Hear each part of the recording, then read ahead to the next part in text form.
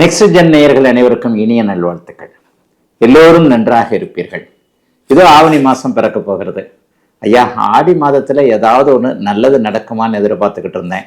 கொஞ்சம் ஏதோ ஒன்று இருந்தாலும் கூட முழுசா நல்ல மாற்றங்கள் எதுவுமே இல்லை. எனக்கு இந்த ஆவணி மாசம் உண்மையிலேயே தமிழ்ல பெரியவர்கள் சொல்லுவாங்க, தை மாசம் பிறந்துருச்சுல இனிமே நல்லா இருக்கும், ஆவணி மாசம் பிறக்க போதில் இனிமேல் நல்லா இருக்கும். அப்ப அந்த தைக்கும் ஆவணிக்கும் உண்மையிலே ஒரு சில சிறப்புகள் நிச்சயமாக இருக்கின்றன. ஆவணி மாதம் பிறந்தாலே இளையவர்கள், இளம் பருவத்தினர் தங்களுடைய திருமண கனவுகளை நிறைவேற்றி கொள்ளக்கூடிய அமைப்பு கண்டிப்பாக உண்டு. ஏன்னா ஆவணி மாசத்துல தான் வருஷத்துல அந்த ஒரு மாசத்துல மட்டும்தான் பெரிய முகூர்த்த அமைப்புகள் கண்டிப்பாக நடக்கும். நிறைய கல்யாணம் அப்பதான் உண்டு. அப்ப ஆவணி மாதத்திற்கென்று உள்ள சிறப்புகள், நல்லவைகள், நல்ல விஷயங்கள், மங்கள விஷயங்கள் நிறைய நடக்கக்கூடியது ஆவணி மாதத்துடைய சிறப்புகள். ஆனாலும் தனி மனிதன் நான், உலகமே நல்லா இருந்தா கூட நான் நல்லா இல்லையேங்க. சில நேரங்களில் பாருங்க, 2 வருஷமா கஷ்டப்படுறேன், 3 வருஷமா கஷ்டப்படுறேன். இப்போது உண்மையை சொல்ல போனா மீனராசிக்காரர்களும் சிம்மராசிக்காரர்களும், அதுலேயும் உள்ள சொல்ல போனா மீனராசியில ரேவதி நட்சத்திரத்துல பிறந்தவங்களும் சிம்மராசியில பூர நட்சத்திரத்துல பிறந்தவங்க சில மாதங்களாக கடுமையான மன அழுத்தத்துல இருக்கிறீங்கன்றதான் உண்மை. கோச்சாரத்துல இந்த ராசி பலன்களை அதிகமாக பார்ப்பவர்கள், அதிகமாக கமெண்ட் கொடுப்பவர்கள் மீனராசிக்காரர்களும் சிம்மராசிக்காரர்களுமா தான் இருப்பீங்க. இவர்களுக்கு அவரவர்களுடைய வயதிற்கு ஏற்றாற் போல மன அழுத்தம் தரக்கூடிய, உண்மையிலேயே பிறந்த ஜாதக அமைப்பு தான் மெயினான ஒண்ணு. பிறந்த ஜாதகத்துல ஒரு தசாபக்தி அமைப்புகள் இருக்கும். இப்ப நாங்க பேசுற இந்த சனி பயிற்சியா இருக்கட்டும், ராகுகேது பயிற்சியா இருக்கட்டும், குரு பயிற்சியா இருக்கட்டும், மாத பலன்களா இருக்கட்டும், உங்களுடைய பிறந்த ஜாதக தசாபக்தி அமைப்புகளுக்கு கட்டுப்பட்டது, உட்பட்டது. பிறந்த ஜாதக அமைப்புகள் ஒரு 60-70% நடக்குதுன்னா, இப்ப இந்த கோச்சார அமைப்புகள்ல ஒரு 20-30% பெரிய அளவுல அதுக்கு கை கொடுக்கக்கூடிய அமைப்புகள்ல தான் இருக்கும். பிறந்த ஜாதக அமைப்புகளின் அடிப்படையில என்ன காரக ஆதிபத்திய தசாபுக்தி அமைப்புகள் உங்களுக்கு நடந்து கொண்டிருக்கிறதோ அதுல இப்ப அஷ்டமச்சனி ஜன்மச்சனி நடக்கக்கூடிய மீனராசிக்காரர்களும் சிம்மராசிக்காரர்களுக்கும் கடுமையான மன அழுத்தங்கள் கண்டிப்பாக இருக்கும். ஆக ஒரு நிலையில ஆடி மாதத்தை விட ஆவணி மாதம் நன்றாக இருக்கும் என்பதை உறுதியாக சொல்லிவிடலாம். ஜன்மச்சனி அஷ்டமச்சனி நடந்து கொண்டிருப்பவர்களுக்கு கூட ஏதாவது ஒரு வகையில நல்ல பலன்கள் கண்டிப்பாக உண்டு. தமிழ் மாத பலன்கள் எப்படி சொல்லப்படுகிறது? ஏன் இப்படி என்னங்க ஸ்பெஷலா ஆவணி மாதத்திற்கு மட்டும் ஒரு சிறப்பு அப்படின்னு சொன்னா, மாதங்களின் நாயகன் சூரியன் தான். சூரியனுடைய இயக்கத்தை வச்சுதான் மாதங்களே அமைக்கப்பட்டிருக்கு. உலகம் முழுக்க இந்த வேத ஜோதிடம் என்கின்ற அமைப்புல 12 ராசி கட்டங்கள், நம்முடைய இந்திய அமைப்புல சூரியனுடைய இயக்கத்தை வைத்து 1ஆம் தேதியிலிருந்து 31ஆம் தேதி வரைக்கும், 30ஆம் தேதி வரைக்கும் சூரியன் எங்க இருக்கிறாரோ அதான் தமிழ் மாசம். ஆவணி மாதத்துல ஜோதிட ரீதியாக சூரியன் ஆட்சி என்கின்ற அதி அற்புத ஒரு நிலைமையில இருப்பார். இந்த ஆட்சி என்கின்ற அதி அற்புத நிலைமை அந்த வருஷத்துல ஒரு நாள் ஆட்சியா இருப்பார், வருஷத்துல ஒரு மாதம் உச்சமாக இருப்பார். அப்ப இந்த வருடத்துல ஒரு மாதம் ஆட்சியாக இருக்கக்கூடிய இந்த ஆவணி மாதம் மிகப்பெரிய நல்ல அமைப்புகளுக்கு, மங்கள விஷயங்களுக்கு போற்றப்படக்கூடியதாக. ஒளி கிரகம் சூரியன் இல்லையா?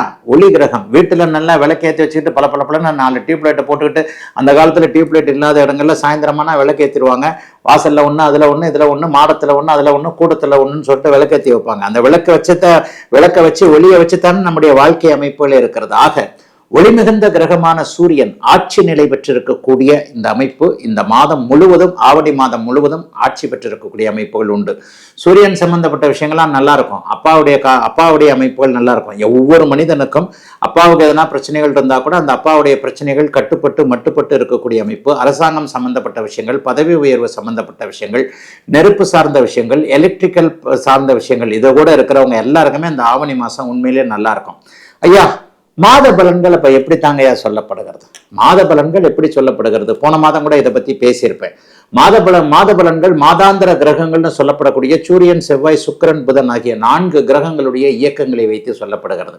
வருட பலன்கள் வருடம் ஒரு முறை மாறக்கூடிய, 2.5 வருஷத்துக்கு மாறக்கூடிய சனி, 1 வருஷத்துக்கு மாற்றக்கூடிய குரு, ராகு கேதுக்கள் 1.5 வருஷம். அப்ப இந்த மாத பலன்கள்ல இந்த சூரியன், செவ்வாய், சுக்கிரன், புதன், இந்த 4 கிரகங்களுடைய இயக்கங்கள் எப்படி இருக்கிறது என்பதை வைத்துத்தான் அந்த பலன். இப்ப ஆவணி மாத பலன்களும் நான் அப்படித்தான் உங்களுக்கு சொல்ல போறேன்.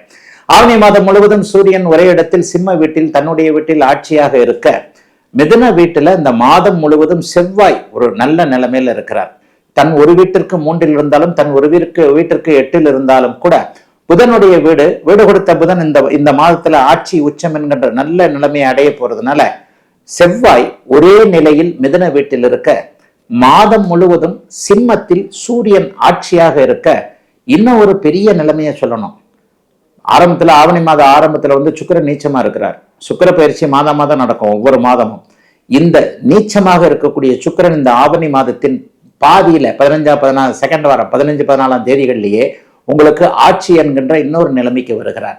அதற்கடுத்து 5 நாட்கள் ஆவணி மாதத்துடைய இறுதி பகுதியான 10 நாட்கள்ல புதன் உச்சமாக இருக்கிறார். ஆக எப்படி பார்த்தாலும் சூரியன் ஆட்சி, புதன் மாத இறுதியில் உச்சம், மாதத்தின் நடுப்பகுதிக்கு பிறகு சுக்கிரன் ஆட்சி என்கின்ற இந்த 3 நிலைமைகளே ஆவணி மாசத்தை சூப்பரா தூக்கி நிறுத்தக்கூடிய ஒரு நல்ல அமைப்பு, அருமையான ஒரு அமைப்பு. ஆக இந்த சுக்கிர தசை நடந்து கொண்டிருப்பவர்கள், சுக்கிர தசா புக்திகள் நடந்து கொண்டிருப்பவர்கள், சூரிய தசாபுக்திகள் நடந்து கொண்டிருப்பவர்கள், புதனுடைய தசாபுக்திகள் நடந்து கொண்டிருக்கக்கூடியவர்கள் எல்லாருக்குமே அந்தரங்கள் நடந்தா கூட இந்த சூரியன் புதன் சுக்கிரன் மூவருமே இந்த ஆவணி மாதத்தின் பிற்பகுதியில வலிமையாக இருக்கின்ற காரணத்தினால் மிகப்பெரிய நல்ல பலன்கள் இந்த சுக்கிர சூரிய புதன் தசா புக்தி அந்தரங்கள் நடந்து கொண்டிருப்பவர்களுக்கு உண்மையிலேயே பெரிய அளவுல நல்லா இருக்குங்க.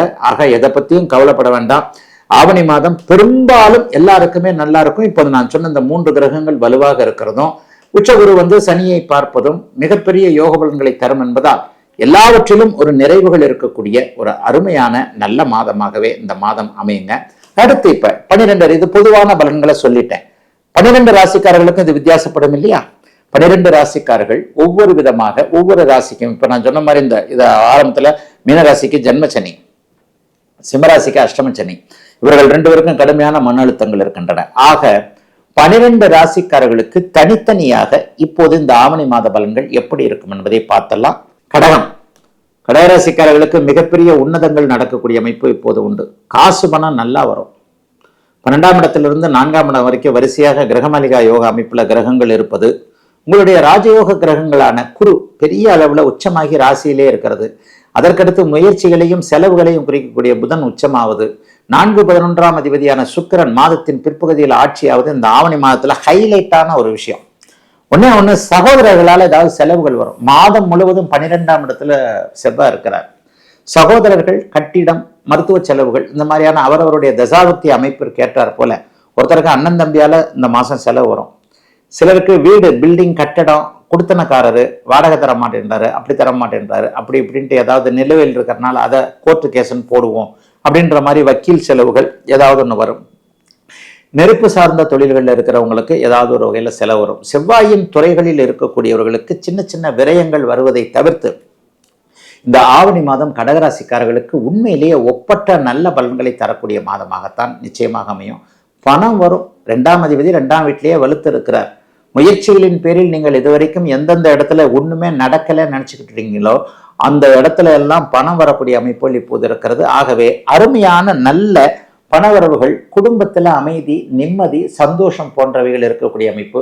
மனைவியை பற்றி கணவன் நினைத்து கவலைப்பட்டது, கணவனை நினைத்து மனைவி நினைத்து கவலைப்பட்டதெல்லாம் மாறக்கூடிய அமைப்புகள்.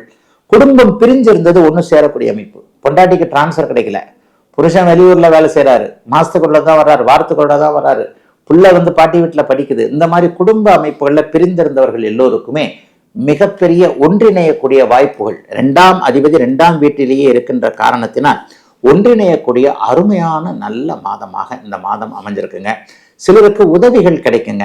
புதிய அறிமுகம், புதிய நட்புகள் ஆவணி மாதம் 20ஆம் தேதிக்கு பிறகு புதன் உச்சமாகக்கூடிய அமைப்புகள் இப்போது உண்டு. இந்த துறையில் இருக்க சாஃப்ட்வேர் துறையில் இருக்கிறவங்களுக்கு மிகப்பெரிய நல்ல மாற்றம் வரும். சாஃப்ட்வேர் துறையில் இருக்கக்கூடியவர்களுக்கு ப்ரொமோஷன், டீம் லீடர் மாதிரியான ஏதாவது ஒன்று உங்களுக்கு கிடைக்கக்கூடிய அமைப்புகள் உண்டு. 4ஆம் அதிபதியான சுக்கிரன் 4ஆம் வீட்டிலேயே ஆட்சியாக இருக்கிறார். லாபாதிபதி 4இல் ஆட்சியாக இருப்பது என்பது பெண்கள் சார்ந்த விஷயங்கள்ல நல்லதுகள் நடக்கக்கூடிய அமைப்பு. அவரவருடைய வயதிற்கு ஏற்றார் போல அம்மாவால் லாபம், அக்காவால் லாபம், தங்கையால் லாபம், தமக்கு தாரத்தால் லாபம், தன்னுடைய பொண்டாட்டி, தன்னுடைய பிள்ளை, பக்கத்து சீட்டுக்காரங்க அவங்கவுங்க வயசுக்கு ஏற்ற மாதிரி தான் பார்க்கணும். இப்பதான் ஆணும் பெண்ணும் கலந்து வேலை செய்யற அமைப்புகள் வந்துருச்சே. பக்கத்து சீட்ல ஒரு பெண் இருக்கு, இந்த சீட்ல ஒரு ஆண் இருக்கு இல்லையா? ஆணுக்கு பெண்ணாலும் பெண்ணுக்கு ஆனாலும். இந்த பலன்களை இப்ப நான் ஆணுக்கு சொன்னேன். பெண்களுக்கு அப்படியே ஆண்களால் லாபம்னு வந்துடும். அப்பா, அண்ணன், தம்பி மூலமா நல்ல லாபங்கள், கணவர்கிட்ட ஏதாவது ஒரு நல்லவைகள் நடக்கக்கூடிய அமைப்புகள் உண்டு. கடகராசிக்காரர்களுக்கு சோதனைகள் எதுவும் இல்லாத ராசியில் வலுவான கிரகங்கள் இருக்கின்ற காரணத்தினால் அனைத்தும் நன்றாக நடக்கக்கூடிய யோக மாதம் ஆவணி மாதம்.